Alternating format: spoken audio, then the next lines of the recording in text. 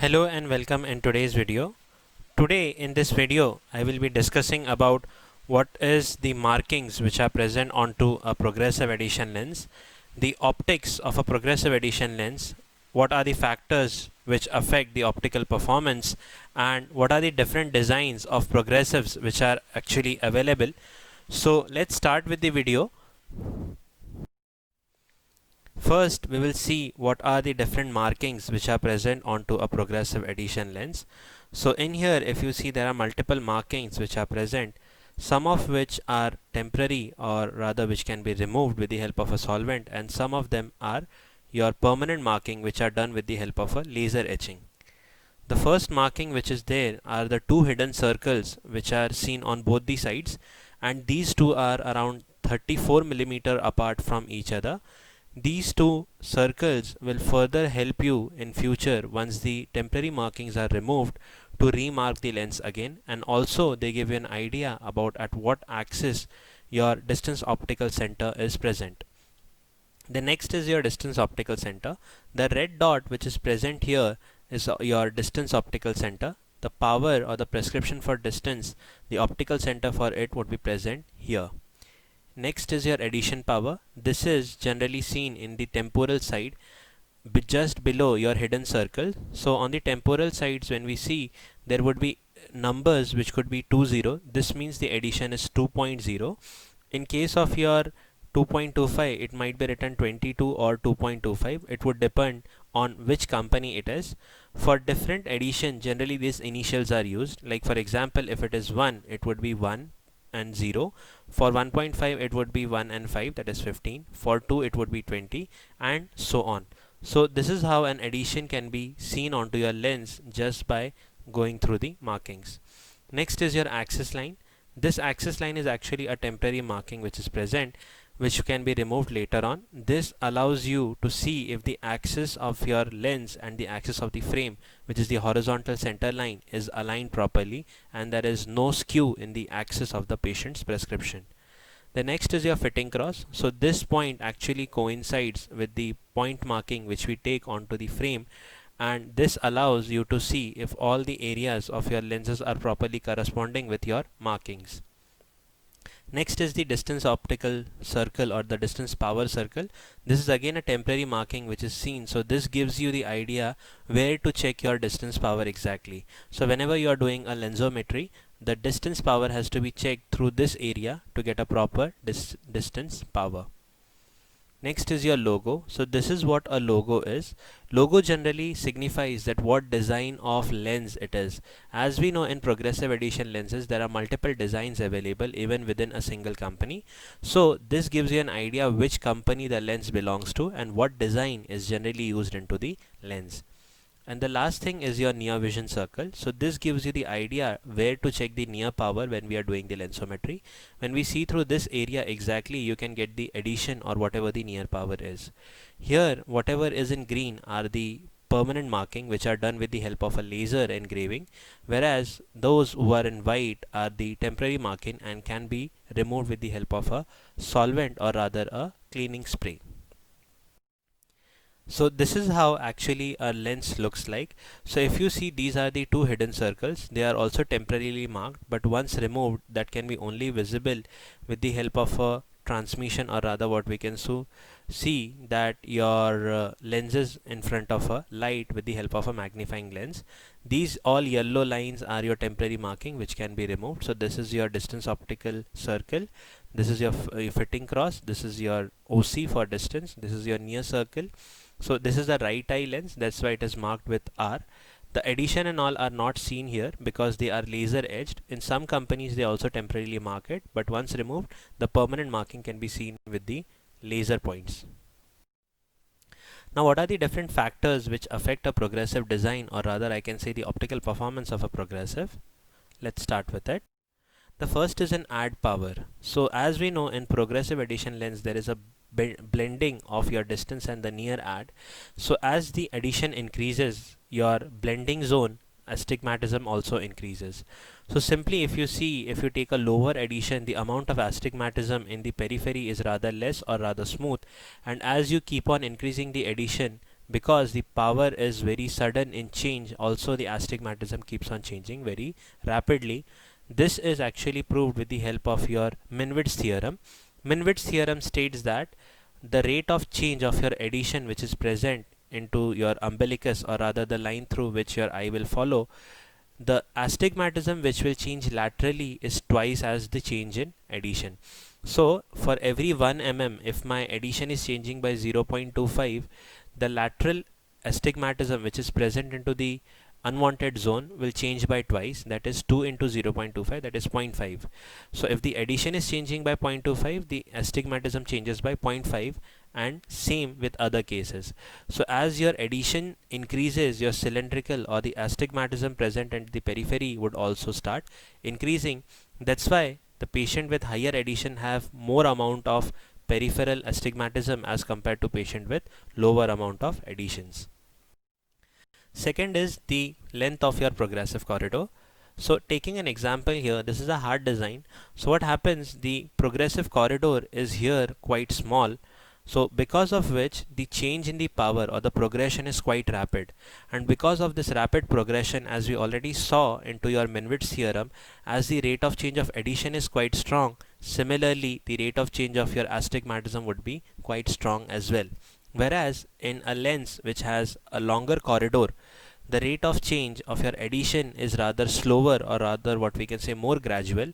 So as the rate of change is rather less here, the amount of astigmatism which is created at the periphery is also less. Next is the width of your distance and near zone.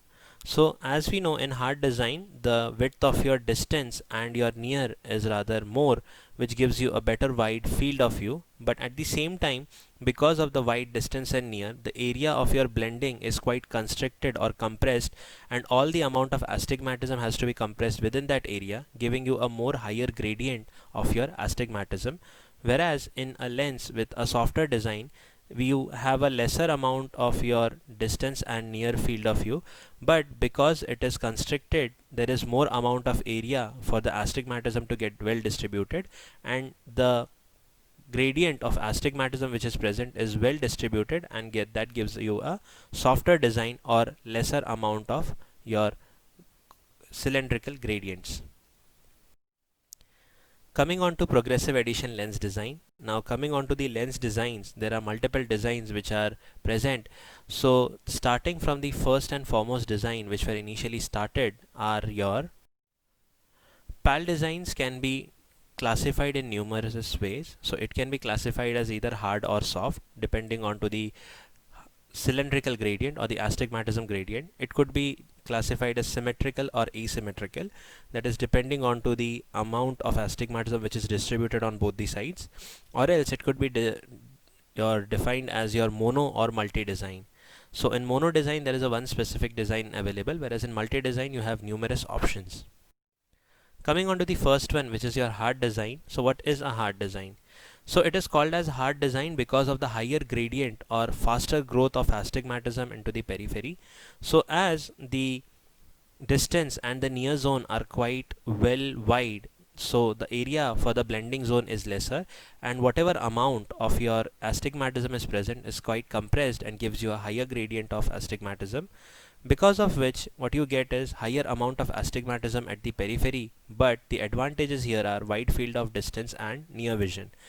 So advantages when we talk about your hard designs are wider distance and near zone, requires less head and eye movement. So as I have a very wide zone for distance and near, so I need not to move my head very much as compared to your other designs. It also gives me your disadvantages. So what all disadvantages does it have? It has a very narrow corridor. So if you see here, the corridor here which is present is quite narrow, giving you a lesser amount of intermediate vision. So it is a quite quick change into the power, so there is a very less amount of progression or a very rapid progression which is present. So intermediate visions are not very good, or rather the field of vision for intermediate is not very good in this design. There is a higher cylinder gradient at the periphery, giving you more of swim effect and blur. So if you see here, there is a wider distance and near zone, but at the periphery there is lot of swim effect which is present because of this design. Coming on to the next design, which is your soft design. So The reason they are called soft, because here the gradient is small, or rather the rate of change is very much small in the astigmatism, giving you a much more softer or a smooth transition from the distance to near. So here what happens, because we have a wider area for the cylinder to be distributed, so the amount of cylinder or the astigmatism which is unwanted here is rather less as compared to your hard design. But at the same time, there are some advantages and disadvantages for this design. Advantages are that the longer and wider corridor which is present gives you a much more better transition from distance to near, giving you more amount of intermediate vision zone, as well as it has a less swim and blur effect at the periphery, so the patients are more easy to adapt in it and will have lesser problem at the periphery. Good for your intermediate distance, as I already discussed, because of the longer corridor it will give you a more better intermediate vision. Coming on to the disadvantages, the biggest disadvantage is your limitation of field.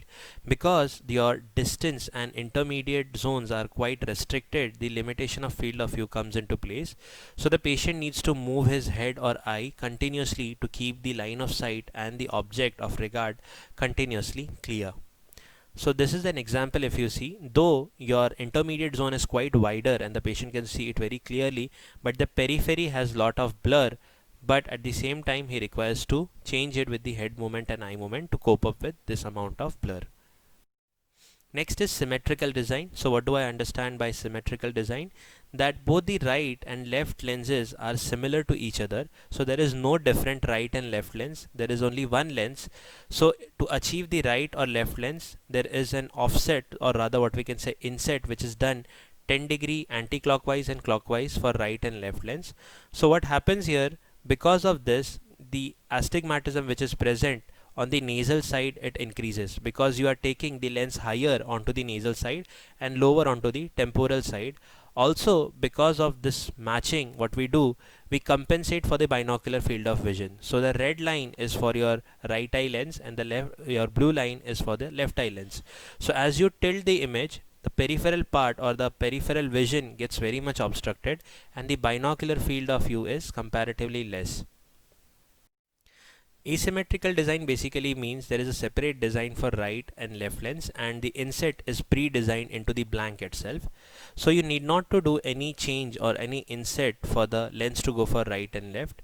But because of the asymmetry, what happens, the amount of your astigmatism which is present is different in right and left. So there is an unequal distribution of the astigmatism which also creates some problem and the perception of vision. But because it is asymmetrical and already designed for right and left individually, the contours match properly with one and the other eye, giving you a better binocular field of vision, or rather a more increased binocular field of vision. So for this to do properly or to decrease that effect of your unequal astigmatism power, there is something called as horizontal symmetry of your unwanted astigmatism, which is done in better design.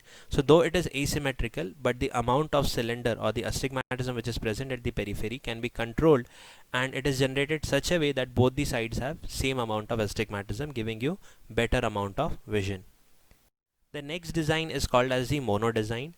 Now the term mono means single design. So these are the first designs which were included into your, what we can say as your progressive edition lenses. So these are your hard and soft designs. So initially it all started with a hard design. So for a particular edition there was only one design which was available, which could be either hard or either soft. So that left with whatever be the prescription, there will be only same design for all the additional power. So if you see, this is the chart which was generally used by the manufacturers. So if you see for a base curve of 5 diopter and an addition of 2, you have only one particular option as a lens design. So that limited that even the patient's prescription and everything is changing, but the same design is used for all the particular powers, giving you different result in different prescriptions. The advancement which was done later on was a multi-design. So depending on to the power profile or the addition of the lens, there were different designs which were included. So what they did, that they started with the lower ad to the higher ad. So when you start with lower ad, these are generally your soft designs which are easy to adapt, as generally these patients are quite new. So 0.75, 1.5, these are your new presbyopes which requires a softer design to quickly adapt, whereas the patient who are already adapted to a progressive were given a harder design, and generally these were the higher edition lenses. So in multi-design, what happens that you start with a softer design in lower ads, whereas as the ad increases, this becomes a harder design. So what this design gave, that started with your more amount of designs were available. So within the 5 your base curve, what happened that you had different designs. So let's say again it was 2 diopter of addition, so you had 5 designs available within your 2 diopter, because you can change the base curve. It could be your 1, 3, 5, 7 or 9 depending on to your power profile. The next was a prescription based design. So in this, what happened that particular prescriptions were analyzed, like for example if it is a hyperopia, myopia or high astigmatism, depending on each and every prescription which was designed, there were multiple designs which were available, which were almost like 60 designs. So for each prescription and each ad, let it be a presbyopia, hyperopia, a 0.75 ad or a 3.5 ad, a different lens design was actually made, and there were almost 60 options available for the lens makers to make a different design which would be most suitable. So this prescription based design were mostly the combination of hard and soft. So they used to take both the characteristic of a hard as well as soft and combine them with the particular lens optics. Like for example, it is a hyperopia, they will have a separate mix and match such that it will give the optimum result to the wearer. So this was a prescription based design. The modern progressive edition lenses which we are nowadays seeing a lot is having a personalized lenses. Now what is a personalized lens? So as we know that there is something called as an eye rotation center. Every eye will have a different center of rotation from your pupil. So if you measure from the corneal surface to the center of rotation, this length will differ in each and every eye, which is proved by the database which were taken by multiple scientists. So when we do a progressive addition lens dispensing, this eye rotation center plays a very important role, because your eye will be moving right at this point in different axes, and this axis will play a huge role in giving you the amount of aberration and the vision. So each eye, as it is unique, the lens which will be made has to be unique itself. So what happens in here, what we do is we measure with the help of multiple advanced tool. At different points your axis is measured, and after the coordinates are given, they are taken into a system software which imaginarily have a point where it is your ERC is denoted. So once that is done with a lot of correction depending on to the vertex distance and other factors like PD and everything, this is rectified and a new point of center rotation or the eye center rotation is found out, which will be used by the software to calculate the amount of power which is to be given at different point. So this way we get a complete personalized data for each and every patient depending on the PD and the center of rotation. So once that is done, the area of your aberration is accordingly moved. So these are not a predetermined progressive with a center of your umbilicus, or rather what we can say the corridor. So this corridor and everything can be moved as per your eye direction, or what we can see your eye coordinates, which reduces the amount of aberration quite a lot and gives you better optical performance and clear vision in all the coordinates.